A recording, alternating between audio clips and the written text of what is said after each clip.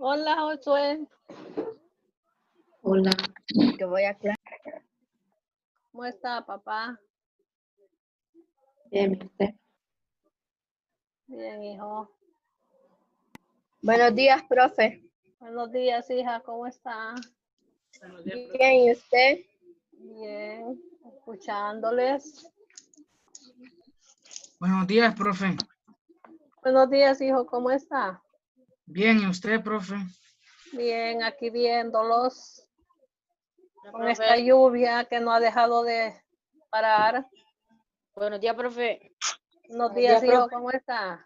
Bien, ¿y usted? Bien, aquí viéndolos de nuevo. Buenos días, profe. Buenos días, Alex. ¿Cómo está, Buenos papá? días, profe. Buenos días, hijo. ¿Cómo estás, Alex? Es que está apareciendo, pero... Buenos días, profe. Buenos días, ¿quién entró? Ah, Ashley, hola, hola, Letris. Hola, profe. ¿Cómo están? Bien. Ah, ya está. Bueno, vamos comenzando ya, ¿verdad? Mejor no la tengo cerca porque si le cae a la compu. Bueno, el Sí, tema para hoy es la música en Centroamérica, ¿verdad? La música en, permítanme.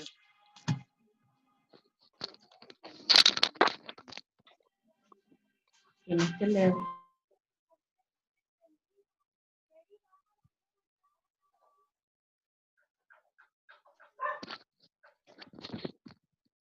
Ok, entonces vamos a comenzar. Ya dijimos, el tema de hoy es la música en Centroamérica.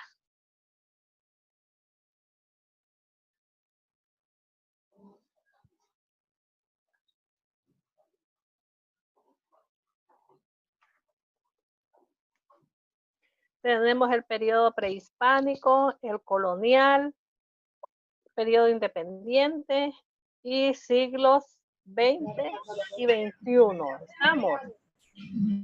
Entonces vamos a comenzar con el periodo prehispánico. Vamos a ver quién me ayuda en la lectura. Periodo prehispánico. Existe Teoría sobre la función de la música en las culturas prehispánicas, aunque es poco lo que se conoce sobre la música de esta época. Las formas musicales se han clasificado según la ocasión en la que eran ejecutados. Los instrumentos mayas eran principalmente de viento, como el silbato, la flauta y los Hijo, caracoles. espérese. Eso fue lo que ustedes copiaron, ¿verdad? Pero ahí tienen toda la lectura. O sea, hasta lo que no está subrayado, eso fue lo que copiaron. Yo lo que quiero que vayamos todo el tema, no solo lo subrayado, ¿entendieron? Sí, Sí. profe. Ok, entonces sígame ahí, se cree que se desarrollaron. Se creen que desarrollaron varios géneros musicales de acuerdo a las actividades que realizaban. Por ejemplo, se puede hablar de una música fúnebre ligada a las actividades de este tipo, como la cremación y el estierro de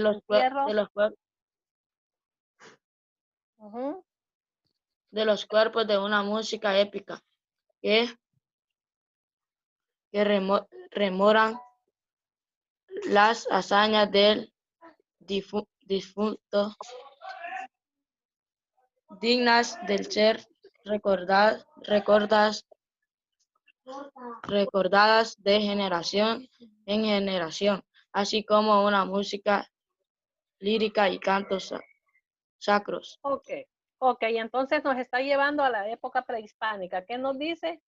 Que existen diversas teorías sobre la fundación de la música en las culturas prehispánicas, aunque se desconoce poco, dice, sobre este tipo de música. se han clasificado según la ocasión. Nos está hablando de la música, dice, de la música fúnebre,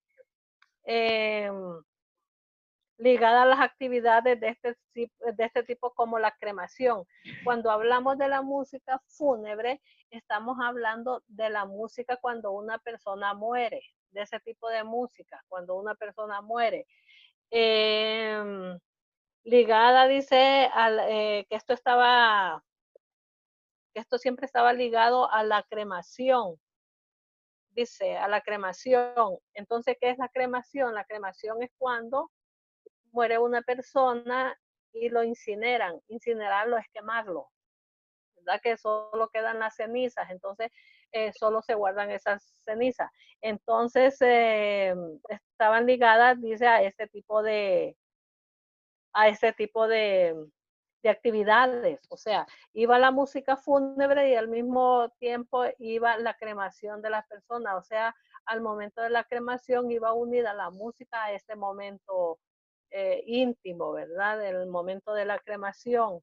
Y al entierro de los cuerpos. O sea, no solo era la cremación, sino que cuando moría una persona y la enterraban así de manera natural. O sea, estaba ligada de las dos formas, a la cremación y a la forma cuando enterraban una persona. Dice que la música épica se remola a las hazañas, dice, del difunto, o sea, que iban de generación en generación, que eran recordadas de generación en generación. Entonces, ¿qué nos está diciendo aquí? Que cuando una persona moría le ponían música y entonces quedaba en el recuerdo de los familiares. Quedaba ese recuerdo en los familiares de la música que le habían puesto al momento de enterrarlo, ¿verdad? O al momento de cremarlo. Vamos a ver quién sigue así los instrumentos.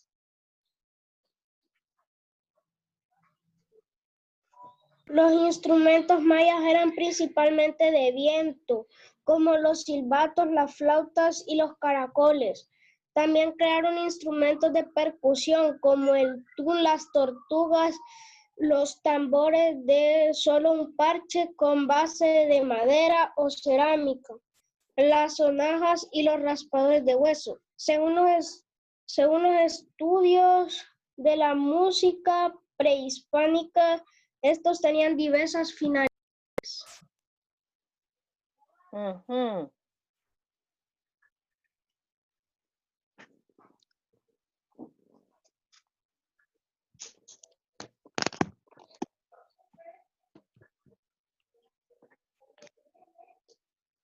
Que nos está hablando de los instrumentos, ¿verdad? De eso nos está hablando, de los instrumentos que se utilizaban en esa época. Vamos a ver cuáles eran esos instrumentos que se utilizaban, según dicen ahí. Vamos a ver, Aletris, de qué instrumentos nos habla ahí. ¿Cuáles son los instrumentos que nos hablan? El tun, las tortugas, los tambores de un solo parche con base de madera o cerámica, las sonajas y los separadores de hueso. Nos está hablando de varios instrumentos. Durante la época colonial fue principalmente litúrgica. Cuando nos dice principalmente litúrgica, nos está hablando de qué? De música de la iglesia. De eso es lo que nos está hablando, de la música de la iglesia, de la música litúrgica, de la música de la iglesia. En esta época colonial fue principalmente la música litúrgica, o sea que todo estaba concentrado en la música de la iglesia. Todo era de orden religioso. En ese tiempo se construyeron bastantes iglesias. En todos los países, en todo Centroamérica se construyeron bastantes iglesias. En Guatemala, en Honduras, en Nicaragua, en todos los países.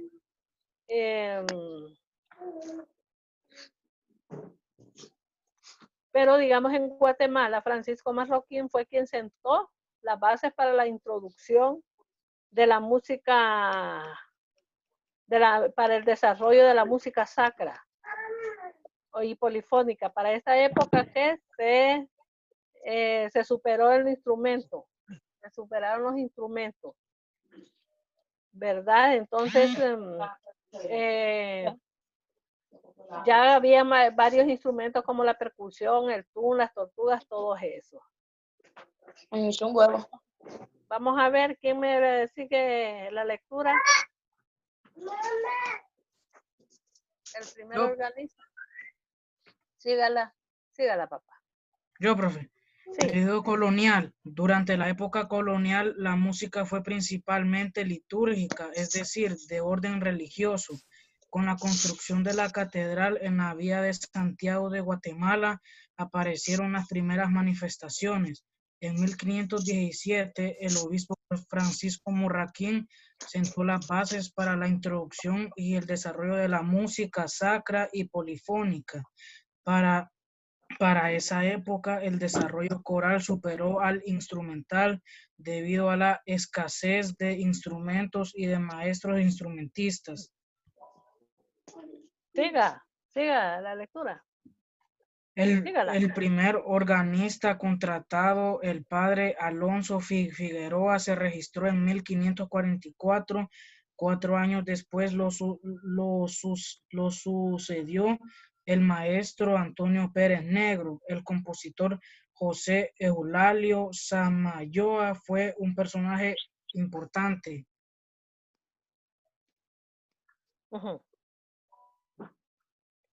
Gracias a sus descripciones, es posible. Siga. Ya.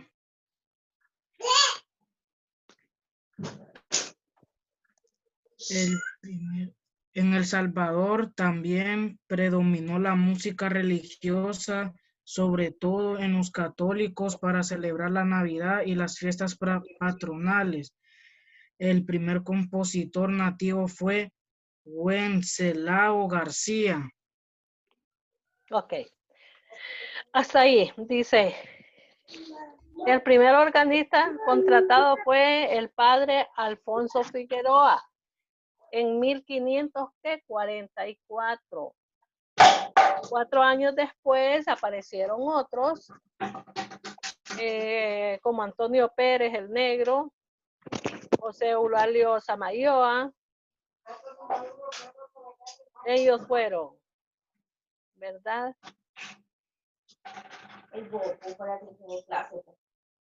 Después en El Salvador, no, hasta ahí nomás. O sea, fueron los primeros organistas, oiga bien. Acuérdense que donde se usaba bastante el órgano, en la iglesia, cuando estaban las misas, utilizaban bastante el órgano. Vamos a ver quién me sigue leyendo en El Salvador. Vamos a ver. Astrid, léame ahí, en El Salvador. También. En El Salvador también. Astrid.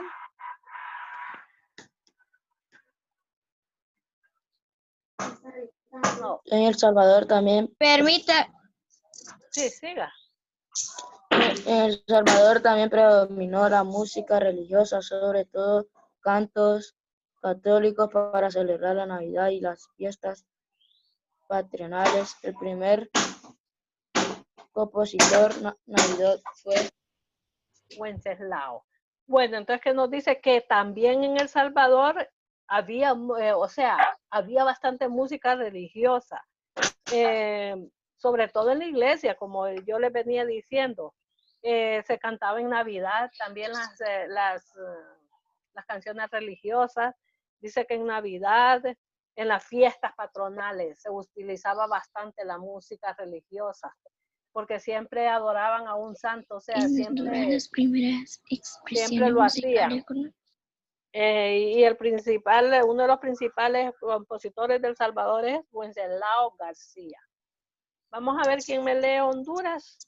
En Honduras, las primeras expresiones musicales conocidas en este periodo fueron los cantos católicos que los clérigos enseñaban a los indígenas. El padre José Trinidad Reyes llevó el primer piano a Honduras. También destacó el cura párroco de Tegucigalpa, don Januario Girón, quien fundó el primer centro de enseñanza musical en el país. Ok, entonces en Honduras nos dice que las primeras expresiones musicales conocidas en este periodo igual eran las católicas, así como en todo Centroamérica, ¿verdad? Como todo Centroamérica. Que los padres, los clérigos eran los padres, que los padres les enseñaban ¿a quién? A los indígenas, o sea, se las enseñaban a la gente. Acuérdense que cuando Cristóbal Colón vino aquí, cuando descubrió aquí Honduras, vamos a ver cuando hizo el descubrimiento, con qué venía, con qué señales, con qué símbolos venía Cristóbal Colón. Vamos a ver, alguien que sepa con qué símbolos venía. Uno de los símbolos era la cruz, ¿verdad? Que era la señal de la religión. Con eso venía, con la señal de la religión. Entonces, por eso era que los padres enseñaban eso, porque ya eso ya lo traían de España. O sea, ya, ¿qué era lo que ellos vinieron a hacer? A inducirnos a que nosotros perteneciéramos a esa religión, a la religión católica. Entonces era como una imposición que ellos nos estaban haciendo, imponiéndonos la religión, ¿verdad? En ese tiempo. Entonces, por eso eran los cantos católicos más famosos que habían en ese tiempo. Y luego están José Trinidad Reyes, quien fue que trajo el primer piano, o sea, aquí a Honduras. Y aparte de eso, él era un padre, José Trinidad Reyes. Igual él hizo los villancicos, unos villancicos hizo para Navidad. Y con esos villancicos, digamos, cuando los estudiantes venían acá a Tegucigalpa a estudiar, los estudiantes no crean que se iban, terminaba diciembre y se iban para su casa. Algunos no podían ir de regreso a su casa. Entonces, ¿qué hacían? Se quedaban todo el tiempo de vacaciones, los de la universidad. Se quedaban todo el tiempo de vacaciones acá en Tegucigalpa. Entonces, el padre José Trinidad Reyes, ¿qué hacía?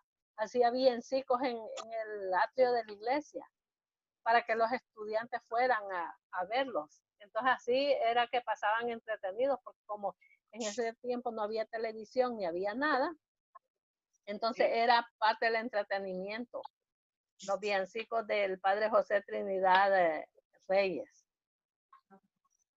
Entonces, también está Januario Girón, quien fundó el primer centro de enseñanza musical en el país.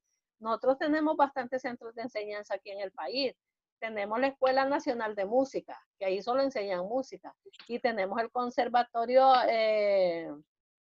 Díaz Zelaya, ¿verdad? Que ahí estudian también música. Acuérdense que la música ya hasta este periodo es que se enseña académicamente, porque antes no, antes solo era enseñada así nomás. Vamos a ver en el periodo independiente.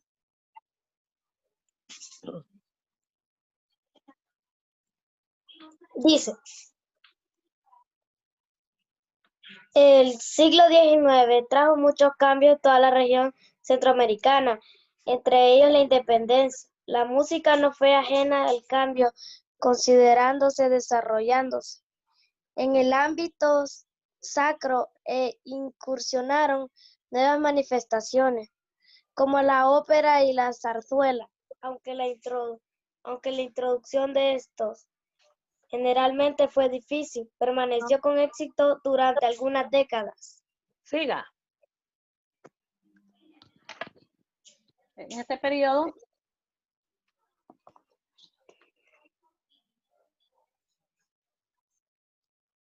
En este periodo surgieron grandes pianistas y compositores que influyeron en la revolución de la música de la religión. Entre ellos están los Maestro guatemalteco. maestros guatemaltecos, Herculano, Alvarado, Luis Felipe Arias, Miguel Espinosa, Víctor Manuel Figueroa, Julián González. Los hondureños Manuel de Adalid y Adalid Gamero. Gamero, Humberto Cano y el alemán radicado en Tegucigalpa, Carlos Hartling. Ok, entonces el periodo independiente. En el periodo independiente es el siglo XIX. Después del XIX sigue el siglo XX, que es en el que estamos nosotros ahorita. O sea, ya en esta época vienen cambios en la música. Ya no solo es música religiosa, ¿verdad? Ya no solo es la música de la iglesia, sino que vienen cambios. Igual vienen cambios en la música religiosa, en la música en el ámbito sacro, que es el ámbito religioso. Hay nuevas manifestaciones, ya viene la ópera y la zarzuela. Aunque fue bien difícil, o sea, siempre acuérdense que estamos renuentes a los cambios. Entonces fue difícil la introducción de esa música. Entonces aquí viene la música de piano. Aparece ya los pianistas y los compositores para la evolución de la música aquí en toda la región centroamericana. Entre ellos están en Guatemala, Herculano Alvarado, Luis Felipe Arias, Miguel Espinal, Víctor Manuel Figueroa, Julián González. Y los hondureños, Manuel de Adalid y Gamero. Y Humberto Cano. Grandes músicos, les voy a decir, grandes compositores, ellos. Y el alemán, Carlos Hartling. ¿Quién era? Vamos a ver, ¿quién sabe quién es Carlos Hartling? Vamos a ver. Vamos a ver. ¿Qué tiene que ver Carlos Hartling con la música hondureña? ¿Quién escribió la letra del himno nacional y quién hizo la música? Vamos a ver. Carlos Harty. Carlos Hartling. Bueno. Ya sé, María. Entonces, ellos fueron los grandes, aunque él era alemán, él ayudó en lo del himno nacional de nosotros, ¿verdad? Pero porque él ya era radicado acá en Honduras, él vivía acá en Honduras. No vivía en Alemania. ¿Quién más me lee? ¿Me sigue la lectura ahí?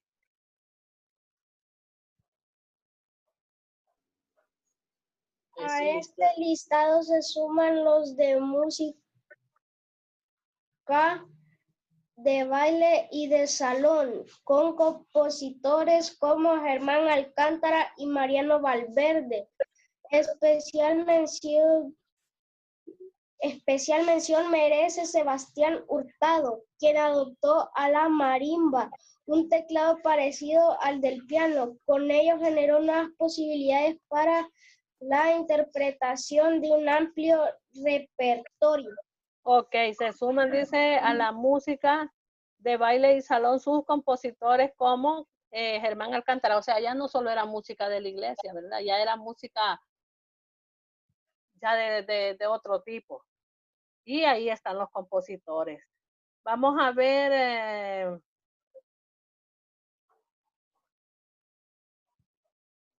¿Quién me lee? Josué, léame ahí donde dice, también se cultivó la música militar. También se cultivó la música militar con maestros de talla de Cástulo Morales, Cástulo. Morales, Rafael Álvarez Ovalle, Fabián Rodríguez y Felipe Sánchez.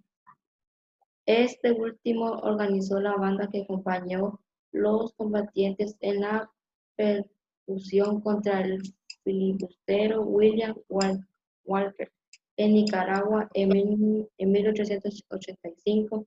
Otras bandas cumplieron funciones militares en eventos bélicos entre Honduras y El Salvador en en 1863. Ok, entonces ya aquí ya nos está hablando de la música militar, y aquí ya no solo está la música de la iglesia, ya no solo aparece otro tipo de música, sino que ya aparece también la música militar.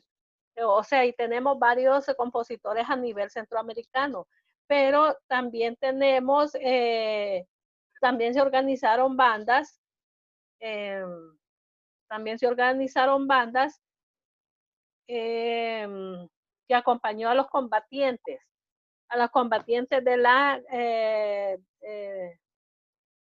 persecución, que seguían a William Walker. William Walker fue muy perseguido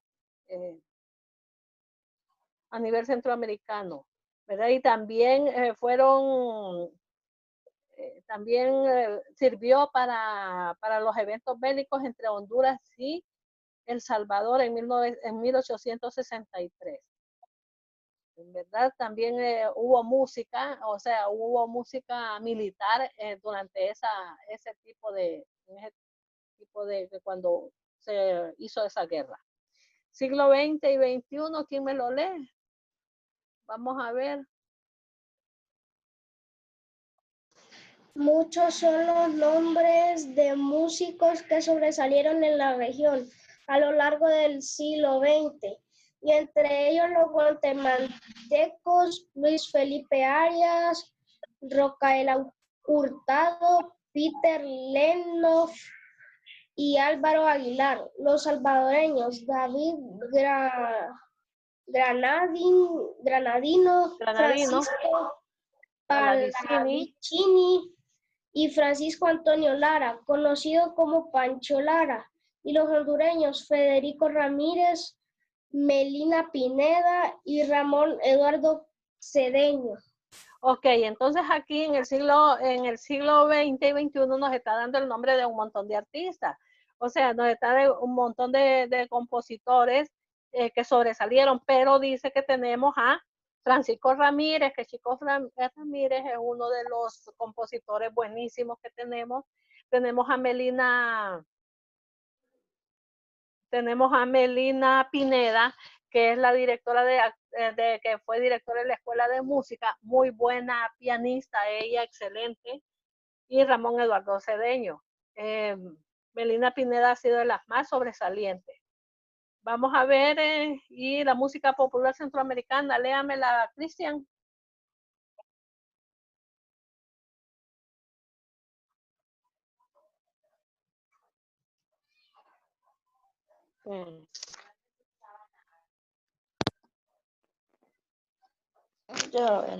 La música popular es sin duda alguna la que más difusión ha tenido durante el siglo. El siglo XXI. Sí, Siglo XXI. El siglo XXI. Y lo que va del siglo XXII.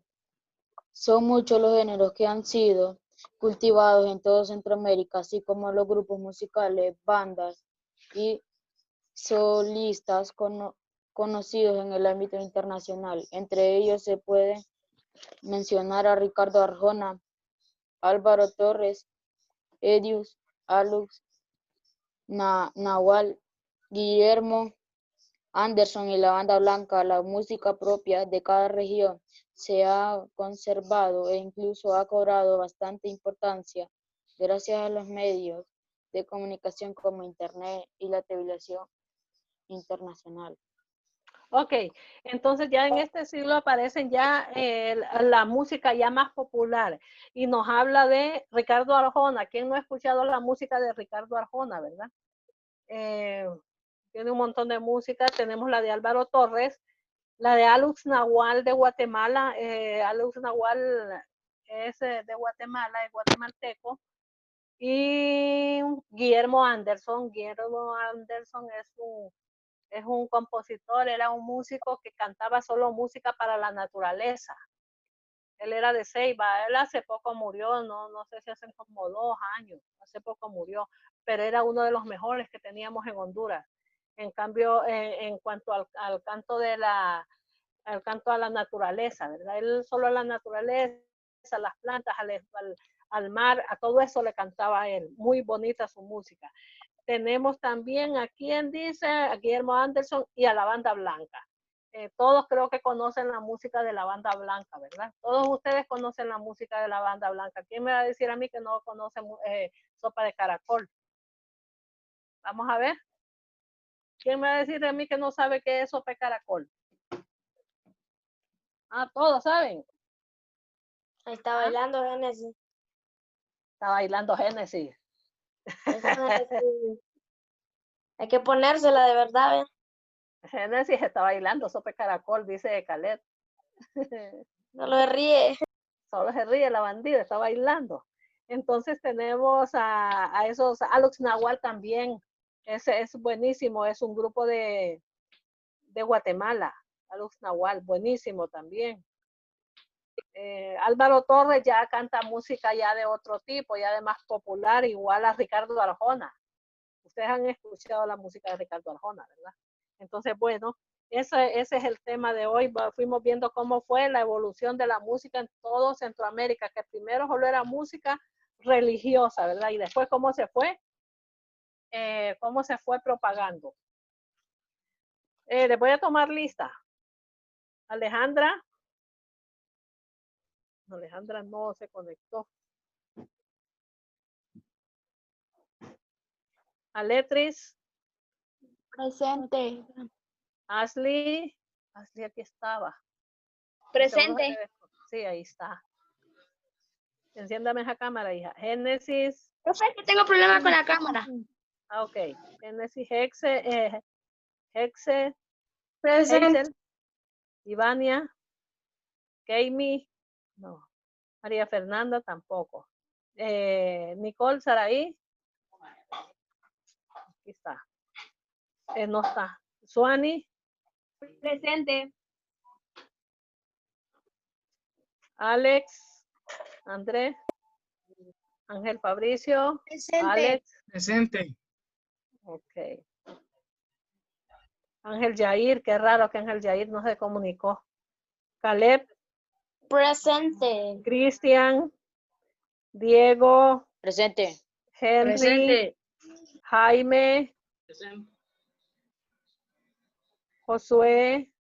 Presente. Leonardo. Víctor. Presente.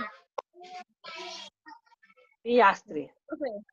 Niños, ahí en la Presente. plataforma ya está la tarea. ¿Hay alguna duda? ¿Quién? Ángel ¿Quién? Yair. Ángel, si es que eso estaba diciendo yo, que qué raro que yo no Se lo acaba veo. de conectar. Sí, Ángel Yair, sí, papá.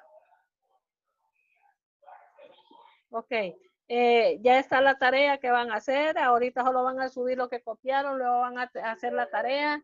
¿Hay alguna duda? Hasta las 2 tenemos, va, profe. Sí, siempre hay que poner la fecha, su nombre, ahí en el inicio del tema. ¿Verdad? En el cuaderno igual, lo que van a copiar en el cuaderno, van a poner la fecha y su nombre, que no se les vaya a olvidar. ¿Alguna duda sobre algo? ¿Alguna duda sobre algo? ¿Que No, tengan profe. dudas? Nada. Entonces, ahí está. Ahí está en Classroom la tarea. Tienen hasta las 2 de la tarde para hacer la tarea. Y por favor, niños, por favor, hijos, hijas, los que no han presentado las tareas, preséntenlas. A los que sepan que les hacen falta tareas, preséntenlas. Ya vamos a ir a evaluación, ya vamos a ir. Entonces, por favor, preséntenlas. ¿Verdad? Ok. Entonces, cuídense y hasta aquí nomás. Aquí finalizamos con la clase. Si no hay dudas, ¿verdad? Nos vemos el jueves. Así es que se me cuidan. No anden en la calle. Todos en casita. Y ojalá que pronto nos miremos. Nos vemos, hijos. Profe. Adiós, hijos. Adiós, profe. Cuídense. Cuídense. Adiós, mucho. profe. Profe. Adiós, papá. Adiós, Cuídense. profe. Adiós, hija. Adiós. Adiós. Adiós a toditos.